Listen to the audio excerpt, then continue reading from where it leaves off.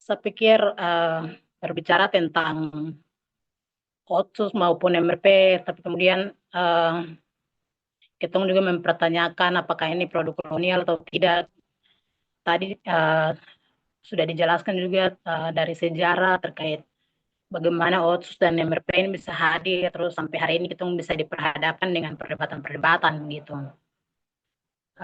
Tapi kemudian dengan pertanyaan-pertanyaan ini juga itu dia mengantarkan kita untuk bagaimana kita melihat uh, kolonialisme itu sendiri. Sebenarnya di Papua ini apakah ada kolonialisme begitu? Kita sama-sama tahu bahwa perjuangan tentang Papua Merdeka ini bukan hal baru yang kita dengar kalau untuk Papua ini. Perjuangan tentang Papua Merdeka ini kan sudah hampir 60 tahun lebih begitu, bahkan hampir 70 tahun. Dan kita di bawah rezim kolonial Indonesia ini, dari rezim ke rezim tuh uh, terus terus begitu. Maksudnya tidak ada kemajuan yang kita dapat ataupun aspirasi yang didengar dari pemerintah kolonial itu sendiri. Tapi kemudian untuk lebih ke dalamnya kita paling sedikit tentang definisi dari kolonialisme itu sendiri. Kolonialisme ini kan atau produk kolonialisme ini kan segala bentuk warisan atau pengaruh, baik itu fisik maupun non fisik yang ditinggalkan oleh penjajah di wilayah jajahan ataupun selama masa kolonialisme itu berlangsung tuh. Contohnya seperti sistem hukum, infrastruktur, struktur ekonomi hingga kebudayaan.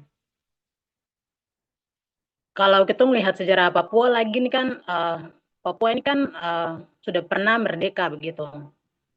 Tapi kemudian menurut realitas sejarah juga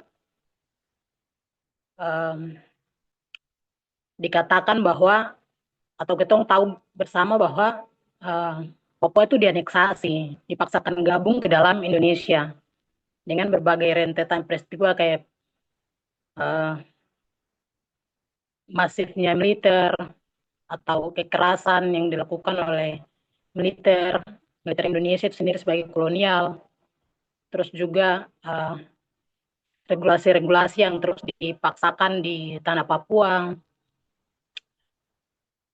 Selain itu juga pembungkaman aspirasi terhadap rakyat Papua. Jadi untuk melihat persoalan MRP ataupun persoalan Otsus nih, kita tidak bisa tarik dari tahun 2000-an begitu. Kita harus melihat dari akar persoalan tuh, bahwa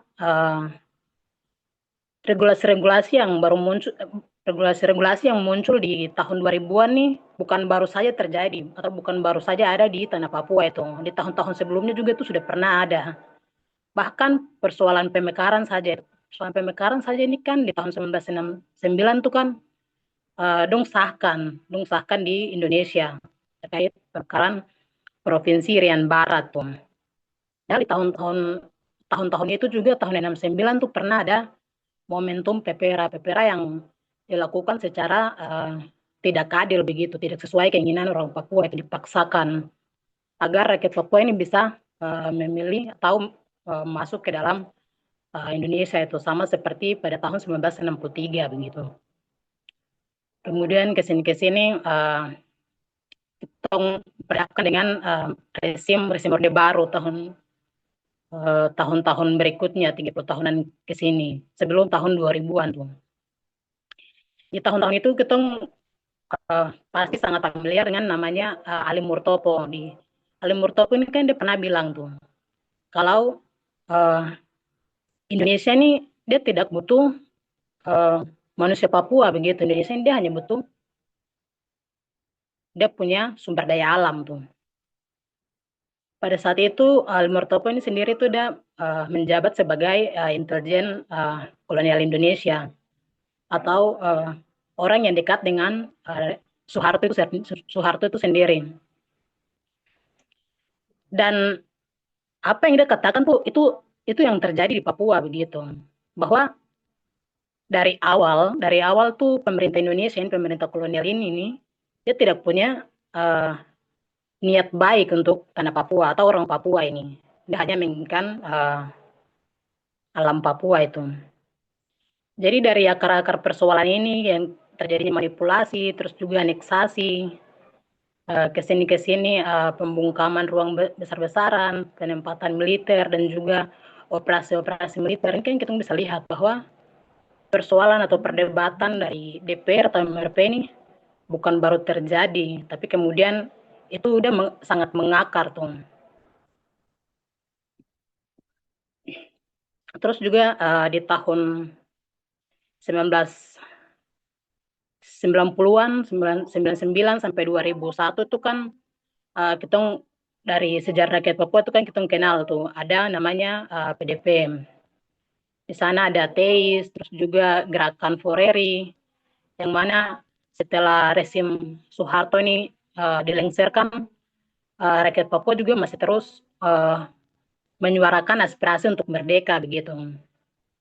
Setelah dibungkam habis-habisan pada saat Orde Baru, kemudian uh, tahun 2000-an tuh masih ada tokoh-tokoh yang masih memperjuangkan kemerdekaan Papua Barat. Nah, dalam Forere ini kan dalamnya ada tokoh tokoh adat, tokoh agama dan berbagai elemen-elemen rakyat Papua yang uh, bersatu untuk menyuarakan kemerdekaan tuh. Tapi kemudian uh, tidak direspon baik oleh kolonial Jakarta itu sendiri, yang mana kolonial ini kan dia memaksakan Otsus hadir di uh, tanah Papua begitu. Jadi Otsus, MRP, DPR ataupun pemekaran-pemekaran, bupati, gubernur dan lain-lainnya adalah produk daripada kolonial. Dan kalau kita tarik dari analis kelas atau perjuangan kelas ini kan mereka-mereka ini masuk dalam uh, orang-orang yang bisa dikatakan kelas berjuis komprador atau uh, kolonial lokal begitu. Mereka ini adalah kaki tangan daripada uh,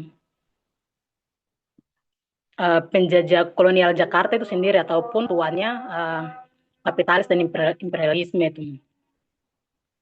Jadi keberadaan dorang-dorang ini ada untuk um, melegitimasi semua kebijakan-kebijakan, semua regulasi-regulasi yang ada di Jakarta itu untuk mengeksploitasi, membungkam perlawanan rakyat.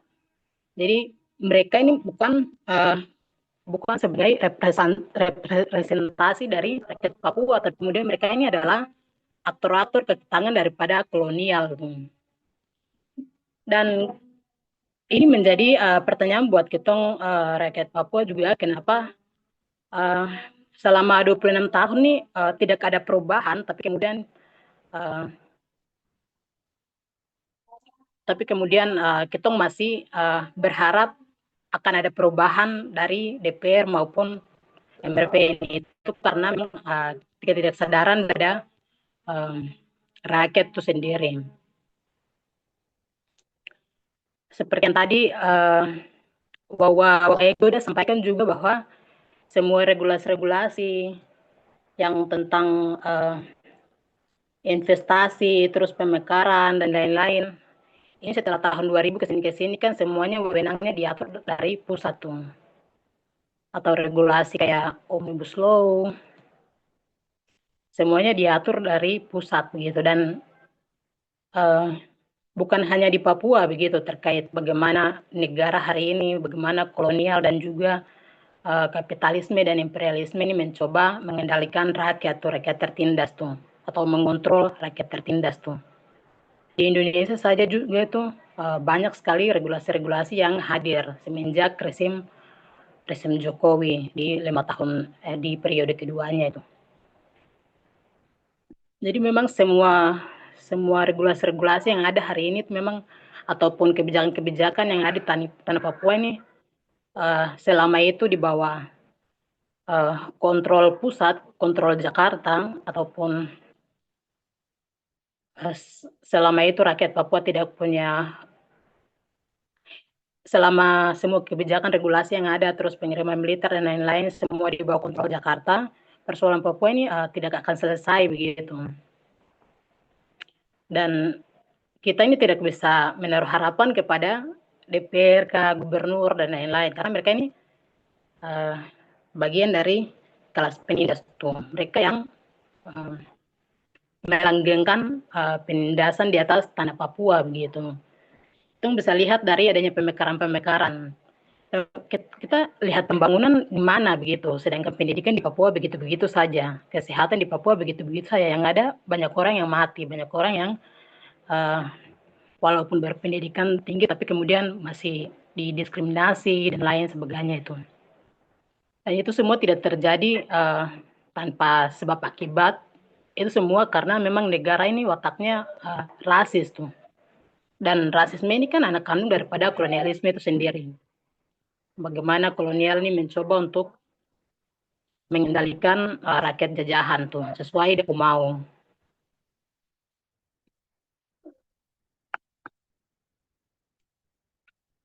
Jadi di sini selain bagaimana kita melihat DPR dan juga MPR ataupun elit-elit politik, elit-elit yang ada di tanah Papua ini sebagai produk kolonial, kita juga penting untuk belajar sadar bahwa kelas-kelas penindas ini tuh dibutuhkan oleh kolonial untuk melanjutkan dia punya legitimasi atau untuk membenarkan dia punya keberadaan begitu.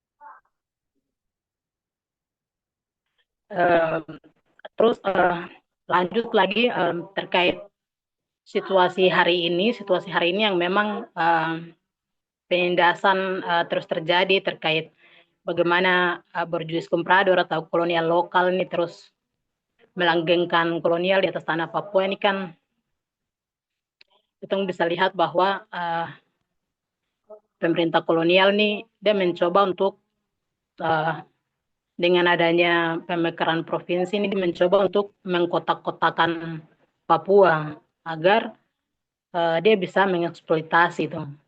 Tadi juga di update terkait bagaimana rakyat Papua hari ini semakin sedikit, bagaimana pengungsian besar-besaran itu terus terjadi di beberapa wilayah di tanah Papua. Bagaimana hari ini tuh kita diperhadapkan dengan selain genosida dengan adanya PSN dan lain-lain kita diperhadapkan dengan ekosida begitu. Dan kita tidak bisa mengharapkan MRP, DPR, selama 26 tahun nih kita bisa lihat sama-sama bahwa tidak ada relevansinya sama sekali begitu di tanah Papua ini.